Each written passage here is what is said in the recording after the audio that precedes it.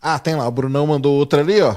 Salve, salve família. Uma amiga disse que viu uma notícia há tempos que falava do estudo de pessoas que são muito desafinadas e que algumas eram que tem alguma patologia que fazem ouvir o som em frequências desafinadas. Manda um abraço pra minha banda, Kaona. Ah, ele tem uma banda, ó. Legal. Abraço, chefe, bom fim de tal. Existe isso? A pessoa pode ser desafinado que dá voz? Sim, a capacidade de afinar, de entoar, né, afinado, tem também tem uma relação com a capacidade de ouvir. De ouvir, porque aqui dentro, né? A nossa caixa de ressonância, né? Exato. Eu li um livro muito interessante um tempo atrás, que eu gostei muito, de um neurocientista chamado Oliver Sacks, um americano. E ele escreveu esse livro, agora a tradução em inglês era... Peraí. Em português se chama Alucinações Musicais. Mas em inglês tem um outro nome, assim, não é bem isso. Eu não lembro qual é o nome em inglês, mas tem disponível aí para você ler em português, inclusive. Oliver Sacks. E o cara falou sobre vários efeitos, né, acústicos e psíquicos, porque tem muito som que acontece dentro do cérebro. Por exemplo, alguns desses twins que a gente ouve, que é a... Como é o nome daquilo? Quando a gente fica com um agudinho na orelha, né? Aquele pim. Tem um nome, isso daqui a pouco eu lembro. Alguns desses é porque a sua membrana, ela tá realmente vibrando ali, tipo, compulsivamente? Quando é algo compulsivo, né? Compulsivamente, tá? De maneira que você não controla. Outros, o som, ele é uma ilusão que está dentro do cérebro, na área que se formam os sons, que se percebe os sons. Várias coisas. Ele escreveu sobre isso. Sobre uma senhora de 80 anos que ficava gritando pela janela: desliga a música! Desliga a música! E não tinha nenhuma música. A música acontecia dentro da cabeça dela. Era uma real alucinação musical. E um dos efeitos que ele fala, por exemplo, o tal dos minhocas do cérebro, brainworms, é o nome que ele deu para aquelas músicas, aquele trecho de música que fica na sua cabeça o dia inteiro.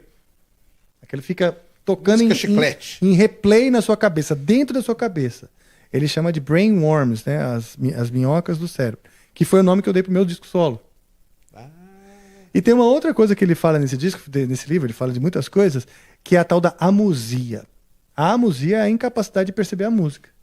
Tem pessoas que você toca um trecho de Beethoven e pro ouvido dessa pessoa é ruído. Porque aquele ouvido não é capaz de distinguir os sons. Né? Essa combinação que a gente estava chamando de consonância e tal, para o cara, ele percebe como um ruído. O ouvido dele, seja pela membrana do tímpano, etc., que não vibra direito, ou pela construção do som dentro do cérebro, aquilo tudo é um ruído. Então o cara, ele sofre de amusia, ele é incapaz de perceber a música. Ele ouve os sons, consegue a fala. E isso, tem muita coisa interessante. Ele explica, por exemplo, o ouvido absoluto.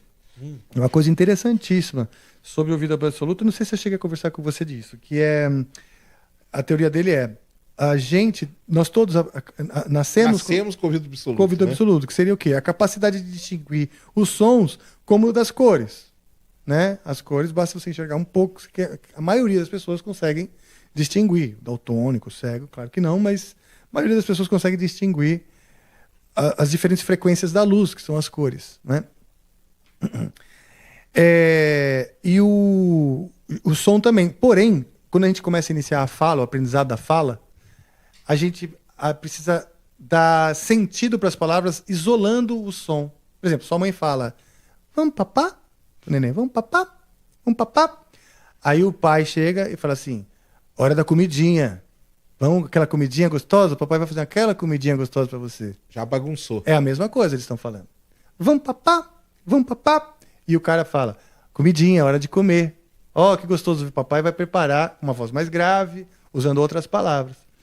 Para ele entender essa comunicação, para o cérebro, né, dessa criança entender essa comunicação, ela precisa isolar o timbre e as frequências, que seria ta-ta-ta, ta-ta-ta, tararirarira, tararirarira. Esses dois sons que são diferentes, essas duas frequências são diferentes, estão dizendo a mesma coisa através das palavras. Então, ao iniciar a engrenagem capaz de entender as palavras, a gente desliga a engrenagem capaz de distinguir as alturas e os sons, entendeu? Essa é a teoria do cara e fez Faz lá, sentido, né? faz total sentido, né? Então, no final, e algumas pessoas não desligam. Se você começa a educação musical muito Bem cedo, cedo você consegue preservar você isso. preserva isso. A teoria dele é essa. Ou porque, por alguma razão nata da pessoa, ela também conseguiu não desligar.